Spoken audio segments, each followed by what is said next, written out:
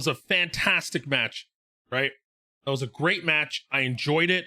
I know y'all enjoyed it. I know we had a great time with it. And what did I rate that one? I gave it a nice solid 8 out of 10, right? The women's match was 8 out of 10. It was great. And then we moved on to Gargano and Kushida. Fantastic match. The wrestling psychology in that match was very, very good. Very, very good. Near falls everywhere. A lot of rest holds, a lot of good transitions and chain wrestling between the two. And then it ended with Johnny Gargano doing the jump over DDT on the outside, then doing it on the inside to get the 1-2-3 on Kushida. Kushida lost clean though. What's up, Boozy? How you doing? I think that match could have went either way. I know Kushida needs that match. We all know Kushida needed that match, right? But we also know Gargano needs that match because he hasn't had a long title reign with all of his with any of his titles. He hasn't had a really good run. And the fact is they teased something at the beginning of the match. Austin Theory, all coming out, just left. He didn't even come out with them. Then he sent the ladies back to go get him. We never saw the payoff to what happened with Austin Theory. The Way has something going on with it. There's a lot of shakeup between the Way. So when you have that going on, now you have the Kushida thing where both of them need the win. So I'm not against Gargano winning here. I'm glad he won for the fact that he is Takeover because he puts on the best matches, and it proved it today. Once again, that he did excel, and Kushida is a hell of a wrestler. So if you haven't seen Kushida wrestle and you haven't been watching NXT all the way through, this is your intro to Kushida. It's a watered down version of New Japan, but man, that was a great match. Okay, that was a great match, and you should go watch it. 100% go watch that match. And then we go into the amazing tag match where you had MSK versus the Grizzled Young Veterans. That match, back to back. So we do the layers. I'll answer your questions later. We do the layers, chat. We gave you the women's tag match set the bar. That set the bar right here. And then the Johnny Gargano match went up a little bit. And that tag match went even higher. And MSK is a force. They are going to be NXT Tag Team Champions down the line for sure. Grizzled Young Veterans are going to be Tag Team Champions for sure down the line. Right? That is amazing. I gave that the highest honors of the night. Highest honors of the night. I gave it 9 out of 10 for that match. Go watch it. It's great. I truly believe they mixed in the Rascals, because as they know the Rascals from Impact, they transitioned really well into the WWE style while retaining a lot of their moves, and they got to show off a lot what they're capable of. And the Grizzled Young Veterans were playing the whole, we're gonna slow it all down, slow the tempo, but they can go. They both can go, and they showed it in that match. So if you haven't watched that, 100%. Then the women's title match was a huge letdown for me. Huge letdown. I thought that was the match for me. That was going to be the best match of the night. And then it just didn't do it for me. It just didn't do it for me. It didn't resonate well. I gave it a 6 out of 10. I mean, if you guys liked it, sure. But for me, the ending wasn't there.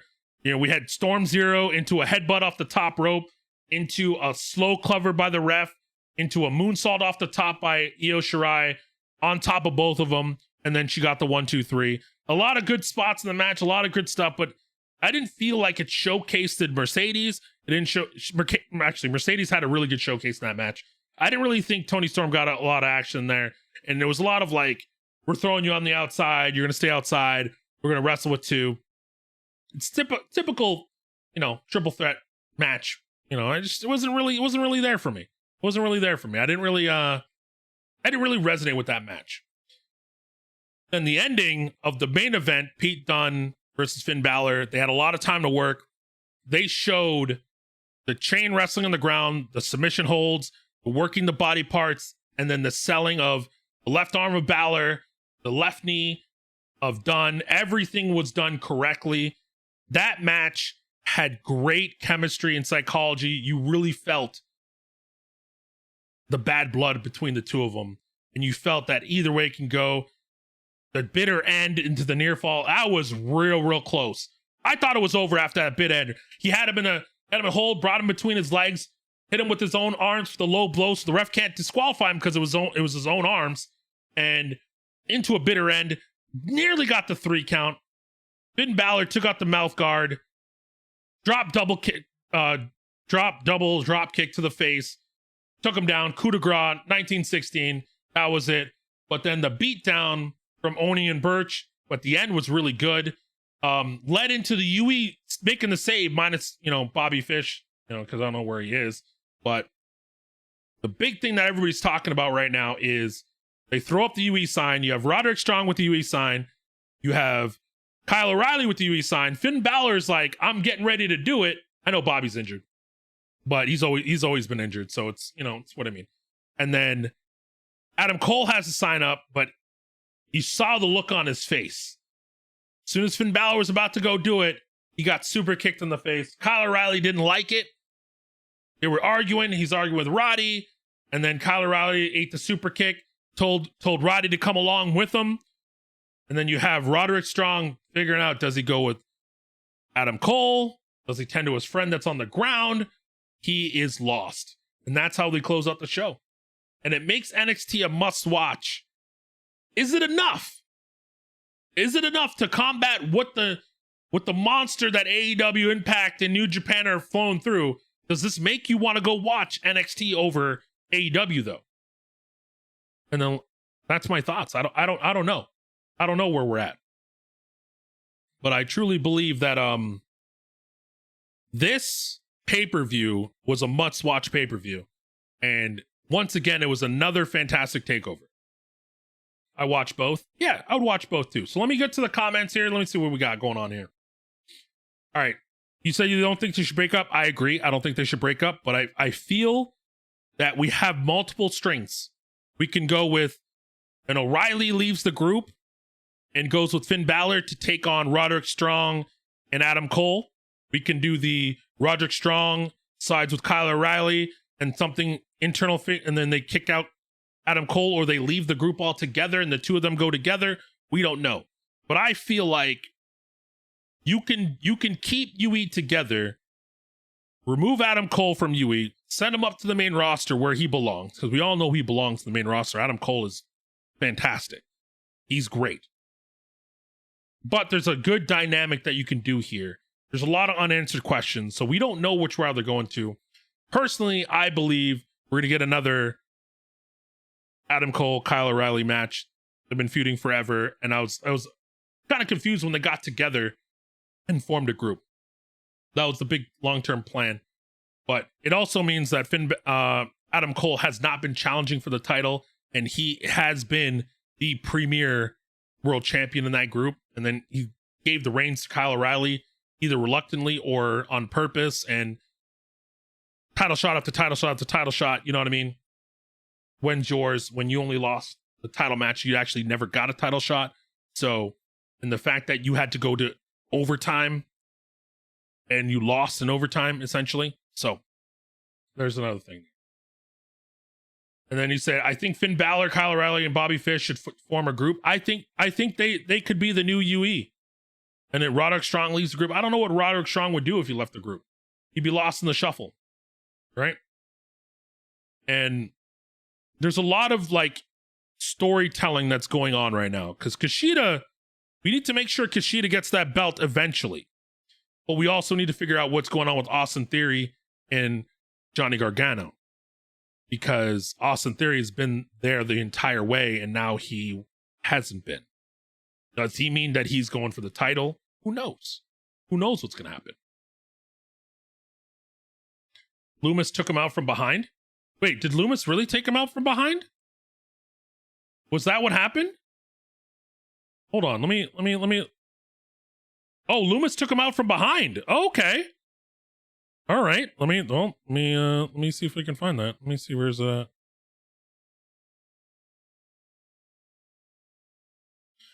Dexter Loomis.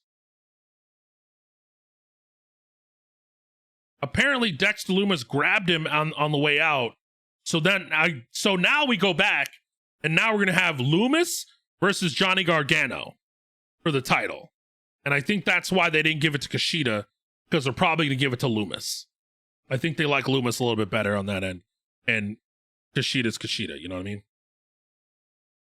He's fine either way.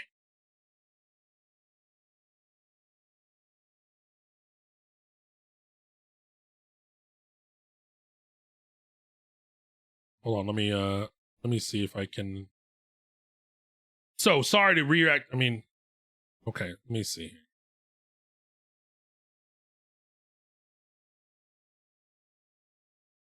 Oh no, I'm watching it right now.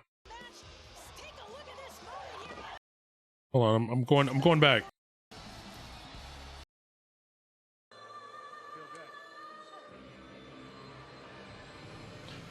You're right. I didn't see it.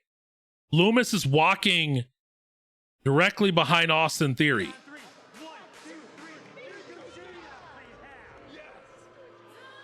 So as they're walking up, Austin Theory he gets chloroformed by Dexter Loomis.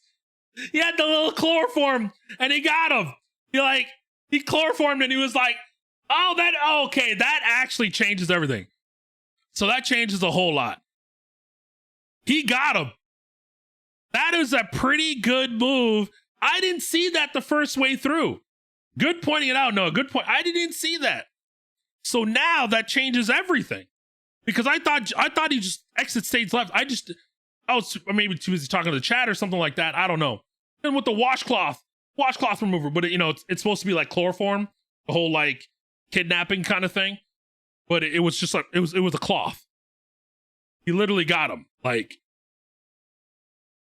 I mean, we can show a still, chat. We can show a still.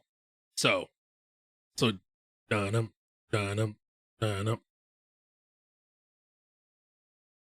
Let me see.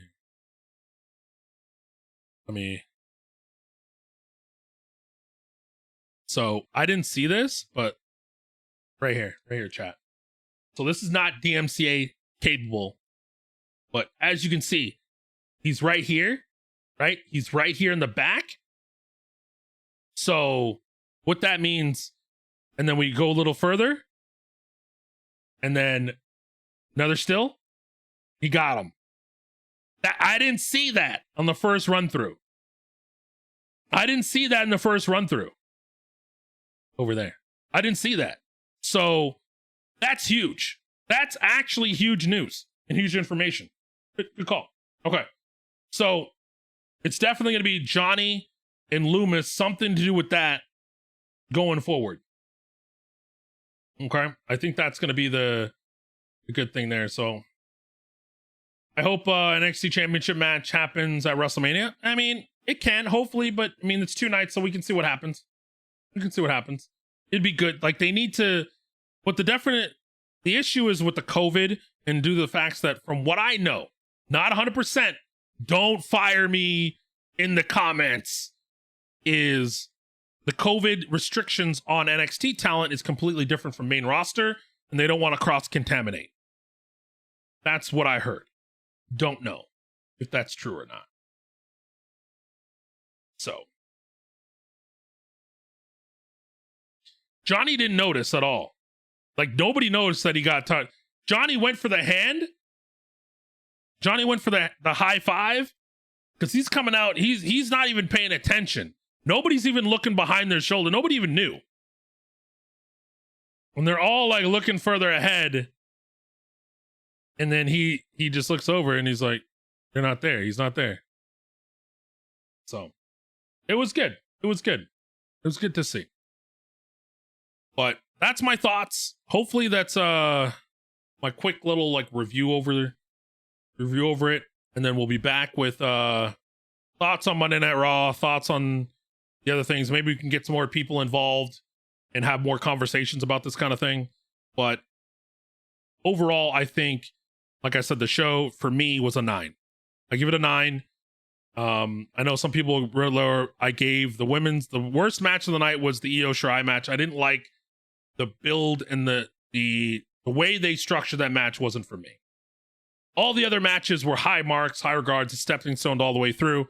I think it was great. Overall, the pay-per-view was fantastic, and if you had a chance to watch it, you'll enjoy it. You'll enjoy all the matches on it. The seeds have been planted for many, many things that are going forward. I love the storytelling that they're doing on NXT.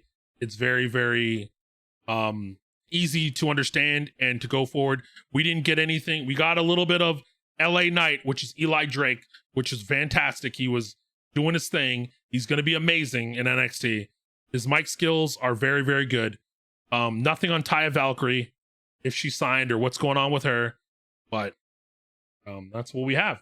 So I'll see you in the next video, and we'll go from there.